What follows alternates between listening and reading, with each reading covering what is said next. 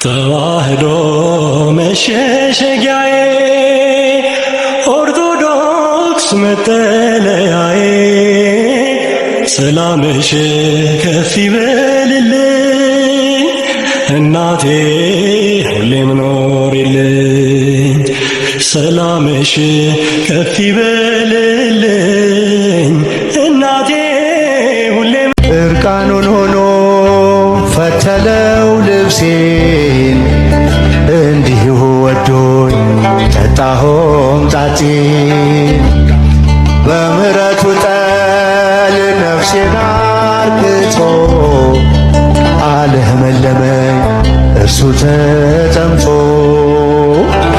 አለመለመኝ እርሱ ተጠምቶ ተጠማ ስለኔ ኢየሱስ መድኔ ድምፃችሁ ተጠማ ስለኔ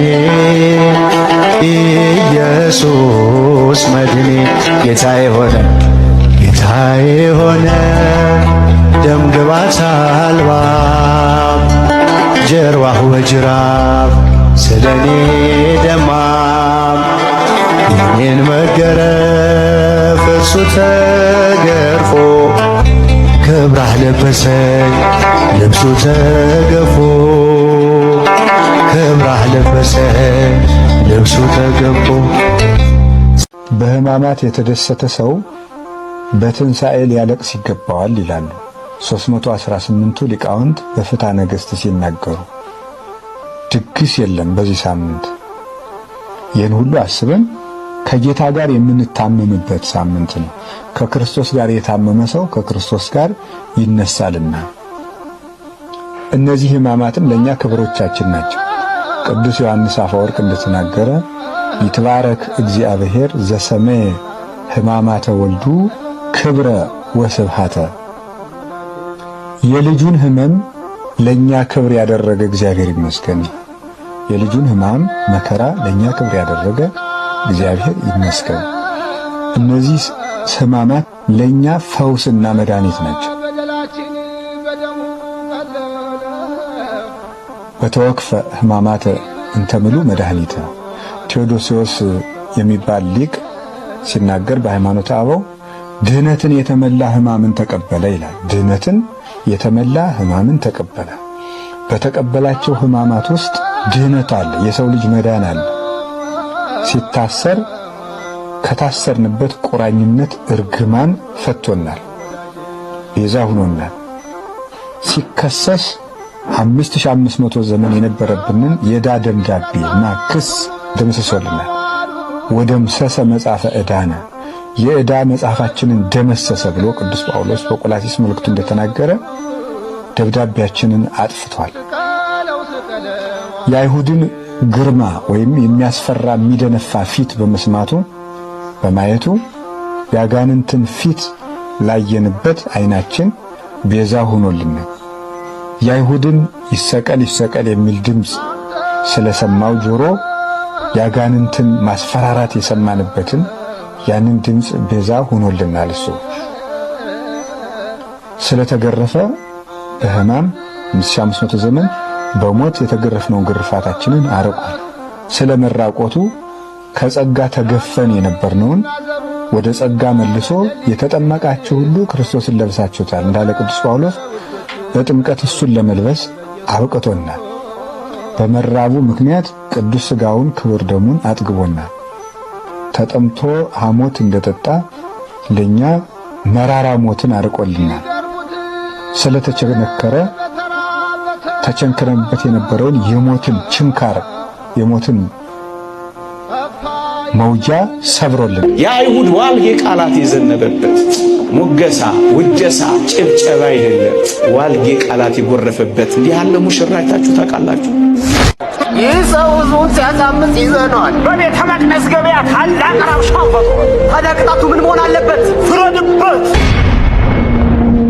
የተወደዳችሁ ኦርቶዶክሳውያን ልብሱ በደም ያሸበረቀ ልብሱ በደም የተነከረ እንዲህ አድርጎ የተሞሸረ ሙሽራ አይታችሁ ታውቃላችሁ? ይሄ ሙሽራ ነው ያጨን። ይሄ ሙሽራ ነው የሚጠብቀን። ይሄ ሙሽራ ነው የመጨረሻውን ሰርግ ሊያደርግልን ተስፋ የሰጠን።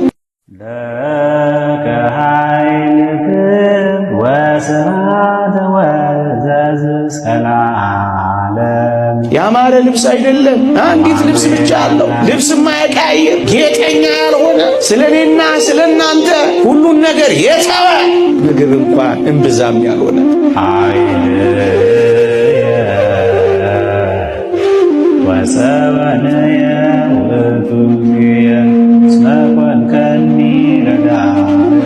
አናቱ ላይ ራሱ ላይ የተወጋው አቅሾ ደም እያፈሰሰው ፊቱን ሲጋርድበት እንኳን የሚያብስበት ሻሽ ልድገመው፣ ሻሽ እንኳን የሌለው እንኳን ሊጠርጉለት ምድሪቷን ለማየት እንኳን ደሙ የጋረደው እንዲህ አይነት ሙሽራ ነው እኔና እናንተን የሚጠብቀው።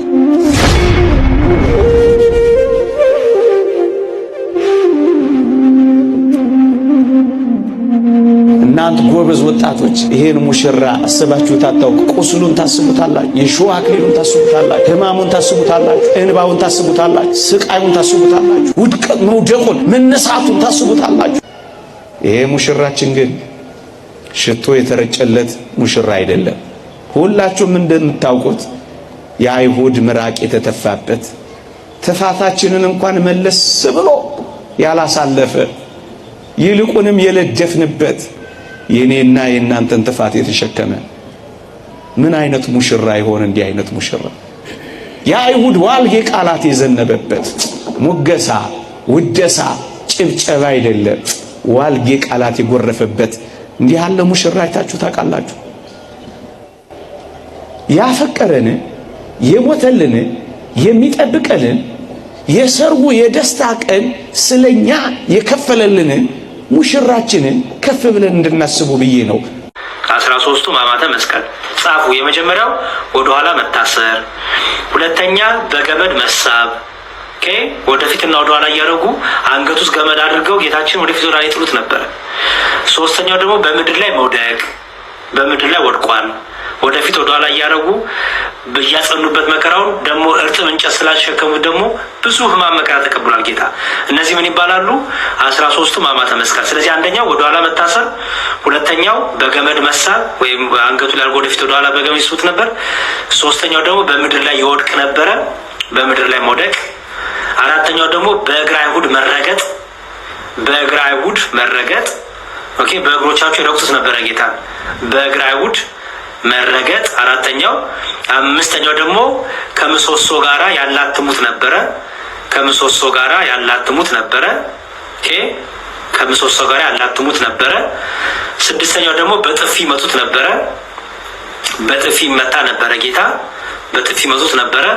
ሰባተኛው ደግሞ ጀርባውን በጅራፍ ይገርፉት ነበረ፣ ጀርባውን በጅራፍ ይገርፉት ነበረ ጌታችንን፣ ጀርባውን በጅራፍ ይገርፉት ነበረ። ስምንተኛው ራሱን በዱላ ይመቱት ነበረ። ራሱን በዱላ ይመቱት ነበረ። እሾህ አስገብተው ትዝ ይላችኋል፣ ይመቱት ነበረ ጌታችንን፣ በዱላ ይመቱት ነበረ። ዘጠነኛው የሾህ አክሊል ደፍተውበት ነበረ። የሾህ አክሊል ደፍተውበት ነበረ። የሾህ አክሊል ደፍተውበት ነበረ። አስረኛው መስቀል አሸክመውት ነበረ ጌታችንን፣ መስቀል አሸክመውት ነበረ። 11ኛው በችንካር ቸንክረውት ነበረ። በችንካር ቸንክረውት ነበረ። 12ኛው በመስቀል ላይ ሰቅለውት ነበረ፣ በመስቀል ላይ ሰቅለውት ነበረ። 13ኛው መራራ ሐሞትን፣ መራራ ጽዋን፣ መራራ ሐሞትን አጠጥተውት ነበረ።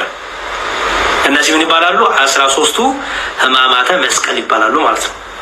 13ቱ ሕማማተ መስቀል ልድገም። እፎ መጦ ከዘባነ ከለጥብጣቤ መቅሰፍት በጻይቅ ገጽ ከኒ ተወክበ አፍረተ ምራቅ ዛዕሩ ወዘደቂቅ ስብሐት ለከ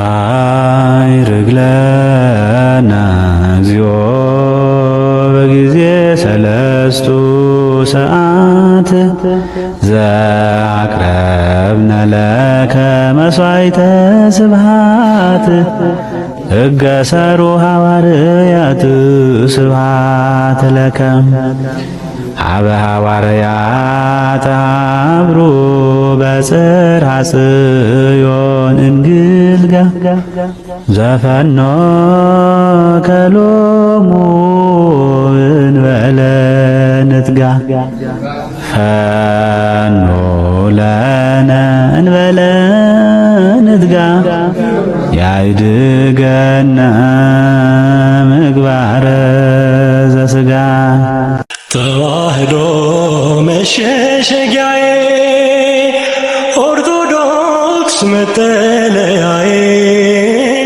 ሰላምሽ ከፍ ይበልልኝ እናቴ ሁሌም ኖሪልኝ ሰላምሽ ከፍ ይበልልኝ